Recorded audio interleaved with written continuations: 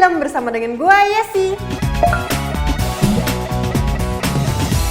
Nah, bagi kalian yang masih skeptis dengan drakor yang isinya cinta-cintaan mulu dan bucin-bucinan mulu, gue ingin meyakinkan lagi nih, kalau drakor startup cocok banget buat kalian cowok atau cewek, buat kaum milenials untuk memulai bisnis baru atau startup. Kan sekarang tren tuh semenjak pandemi pada jualan atau memulai bisnis baru. Nah, ini serial ini cocok banget buat kalian. Dan di drakor startup lo bisa banget ambil tips-tips untuk memulai bisnis atau perusahaan baru. Di sini gue akan ngebahas tips yang ada di startup yang bisa kalian petik kalau diambil ya. Apa aja? Yang pertama, jangan mudah memberikan ide bisnis kepada orang sembarangan. Di scene dimana Nam Santek yaitu dosen dan teman-temannya saat mencari investor, mereka malah kasih ide bisnis kepada orang lain. Dan itu nggak etis di dalam dunia bisnis, karena orang lain bisa aja mencuri ide kalian. Yang kedua, pembisnis harus punya mentor sehebat apapun. Karena di startup ada wadah untuk menampung pembisnis baru yang dinamai Sandbox, dan di sana calon CEO mempunyai mentor untuk membuat bisnisnya berkembang. Terlihat di scene di mana Han Ji Pyong memarahi dosan, dan Ji Pyong bilang mereka harus mempunyai mentor dan butuh CEO baru. Yang ketiga, jangan membuat bisnis plan yang nggak jelas. Di sini juga diajarin bagaimana pembisnis harus membuat bisnis plan yang jelas. Karena kalau nggak jelas, para investor nggak akan mau nginvest uangnya ke perusahaan tersebut. Ini terlihat pada adegan ketika Nam Santek menang Koda dan mereka terkenal. Setelah itu para investor tertarik untuk menginvest. Tapi karena bisnis plan mereka nggak jelas, investor pun nggak mau nginvest jadinya.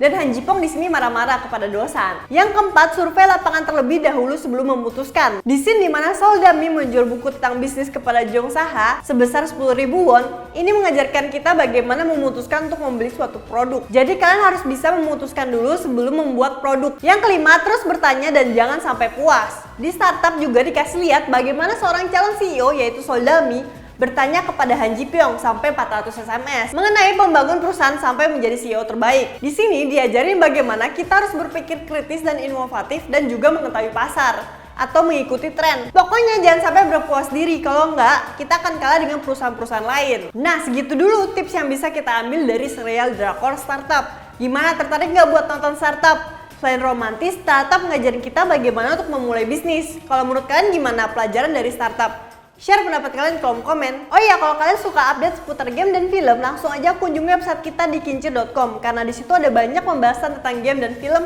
Lo langsung bisa cek ke websitenya. Oke, cukup sekian nonton film kali ini bersama dengan gue sih. Bye bye.